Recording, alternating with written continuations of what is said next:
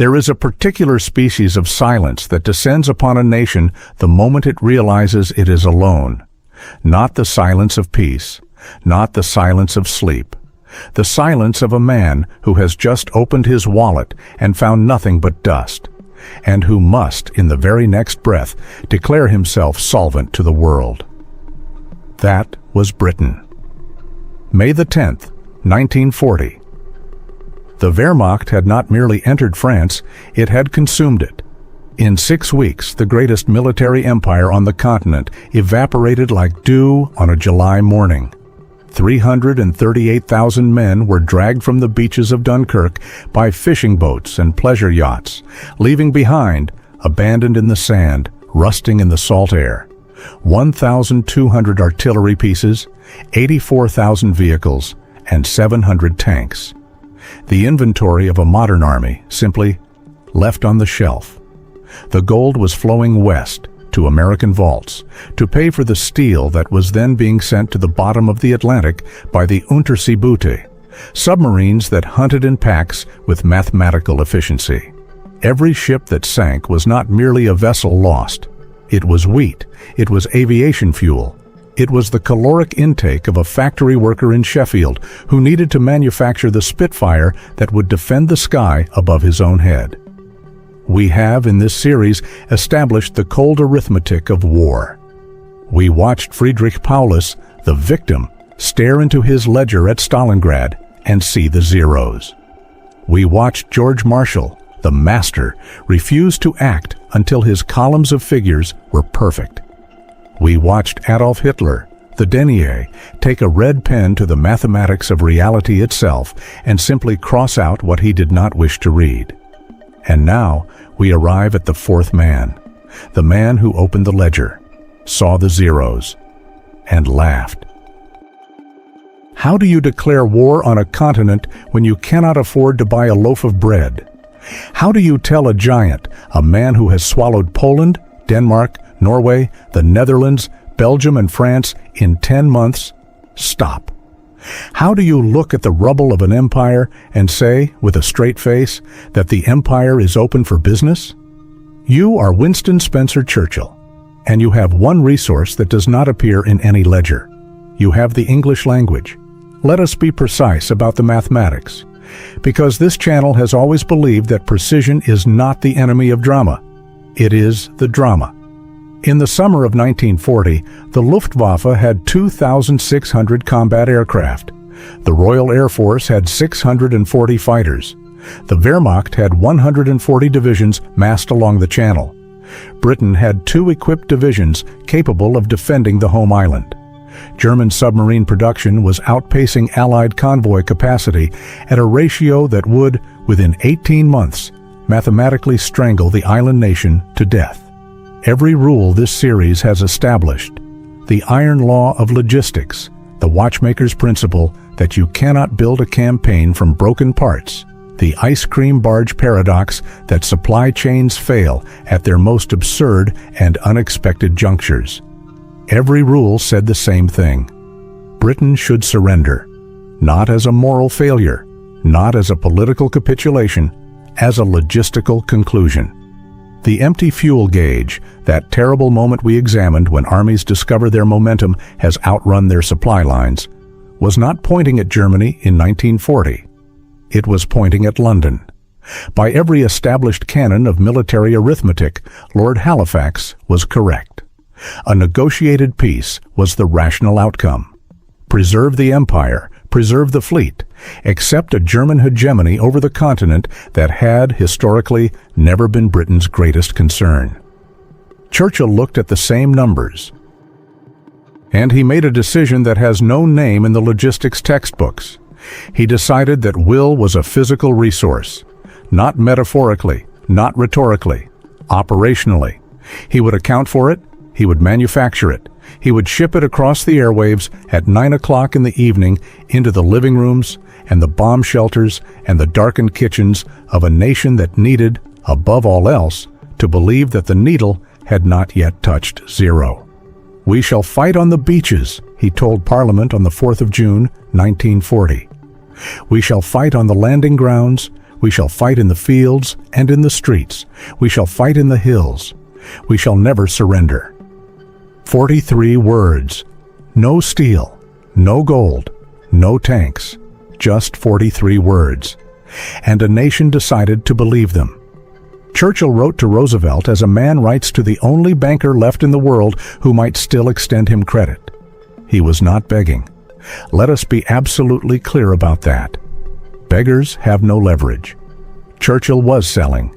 He was selling a vision of a future that did not yet exist, a world in which Britain still stood, in which the Atlantic remained a highway rather than a grave, in which the United States would wake one morning and find that the last democratic nation in Europe had survived long enough to be worth saving. The letters began in May 1940, and they are, in the history of statecraft, a unique genre. Part diplomatic telegram, part intelligence briefing, part love letter from a drowning man to a lifeguard who has not yet decided to jump in.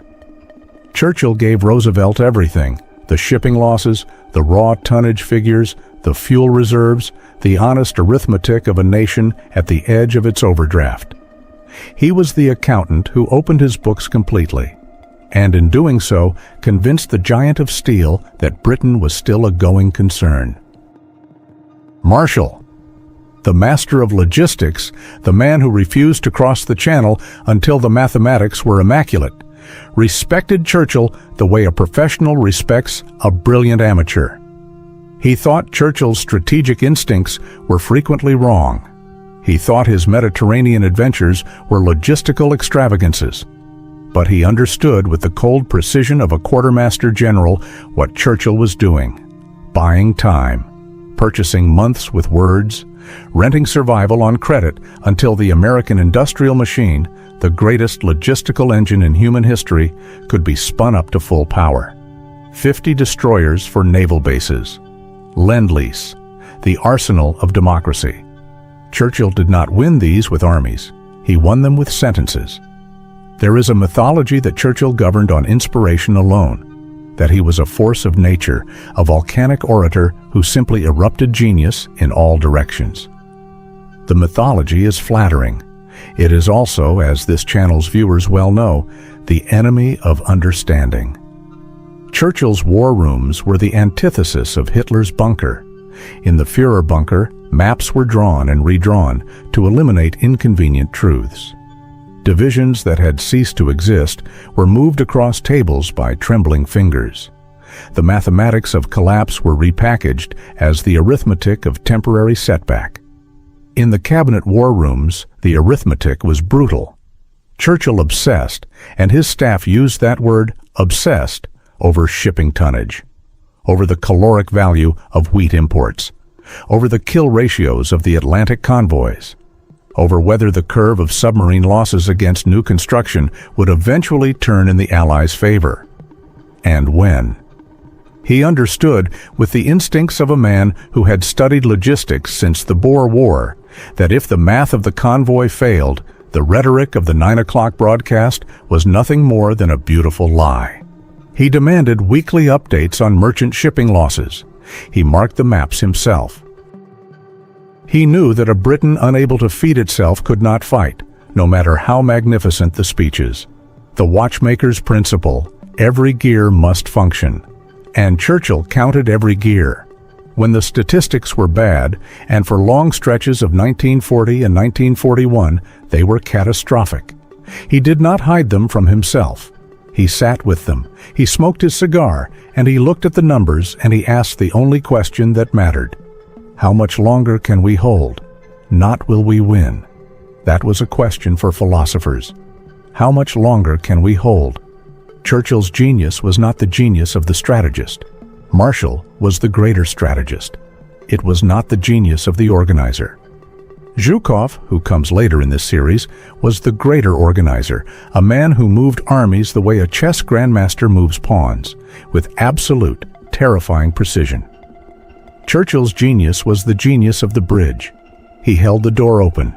That is all, but that is everything.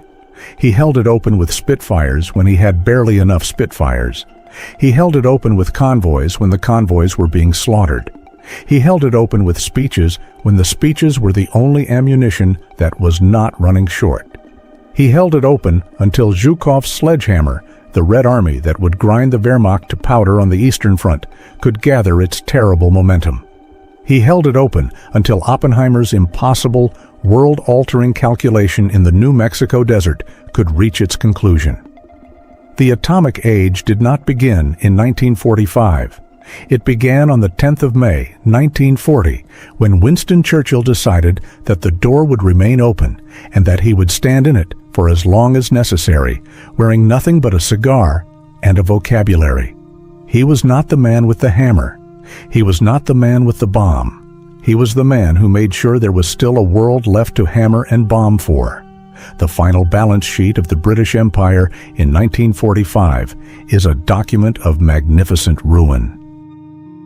Britain owed the United States £4,334 million.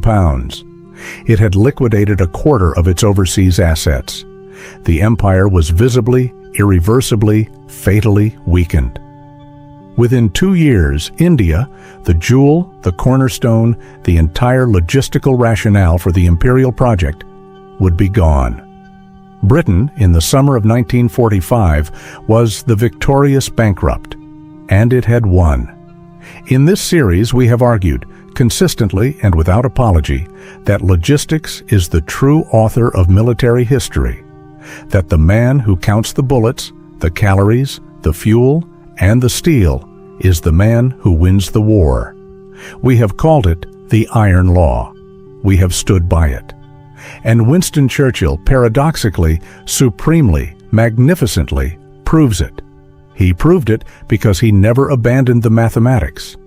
He sat in the basement and he counted the shipping tons and he read the convoy reports and he understood, with the cold eyes of an accountant and the hot heart of a lion, that arithmetic was the foundation upon which all defiance must be built. But he also understood something that Paulus did not, that Hitler could not, and that Marshall, for all his breathtaking competence, never fully required: that there is a moment when the arithmetic fails, when the ledger is so deeply in the red that no rational calculation supports continuation. And at that moment, the question is no longer mathematical. It is moral. Will you hold? History is written by the winners, but it is calculated by the accountants.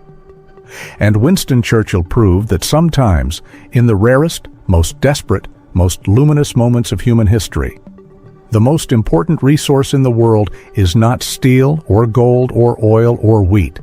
It is the refusal to count the cost. The needle touched zero, and he simply kept driving.